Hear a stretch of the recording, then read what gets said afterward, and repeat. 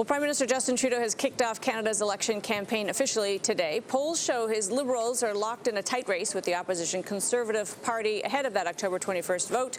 Neither of the two main parties is currently polling high enough to win a majority of the seats up for grabs. That means the next parliament could be a minority government, certainly more fragmented than the one we have now. Evan Solomon is with us. He's Bell Media Radio's national affairs specialist and host of CTV's weekly Question Period, with us from Ottawa. So, Evan, you and I know that election campaigns are longer than they seem because much can happen. But out of the gate here, it looks like a tight race. What do you think are the top issues that are really in play?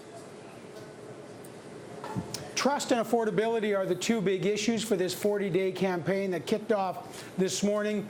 Justin Trudeau came into power, Amanda, you remember, in 2015. He was the alternative. He was the best thing, the change candidate. He was going to do politics differently. Well, here we are 4 years later, and he's got a record to defend now. And he's got one big issue that he doesn't want to talk about, which is trust. He's been found to have violated the law twice by the ethics commissioner, and the SNC-Lavalin scandal, which is a scandal that cost him his former justice minister and his former health minister and really hit him in the polls. That's the big problem for Justin Trudeau. So it's trust. The people on the left, the NDP run by Jagmeet Singh, they say this guy, don't trust him. He's not the progressive that he says he is. He's a phony progressive. On the right, Andrew Scheer says this guy breaks promises. Trudeau says, well, all politicians may do that, but, you know, unemployment's at a 40-year low. We've created 1.1 or 1.2 million jobs. We've lifted 900,000 people out of poverty, and we'll fight climate change. He wants to fight, Amanda, amazingly, on policy issues, and he won the last election on personality issues. But here we are. Those are what's at stake. And then the other big issue is affordability, housing in places like Vancouver, where the Prime Minister is on his way to right now. Huge issue. To your point, Evan, of course, income distribution has been a key policy of the Prime Minister. So what's his track record there, and how do viewers view these economic issues when it comes to going to the polls and voting for a government?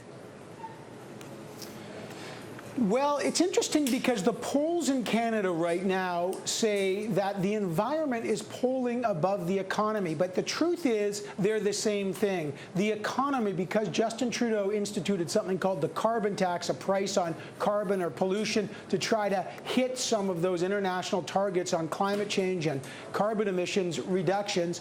It's suddenly, the environment's no longer a separate issue. It's now tied in with the economy. So people on the right, the Conservatives, are saying the carbon tax will make everything you buy more expensive. The Liberals say, well, you're forgetting to talk about the rebate that we're giving the provinces that we've imposed this on. So climate and affordability are the same issue now. Justin Trudeau says, look, I've raised taxes on the richest Canadians, and I've given a break to the middle class. But guess what?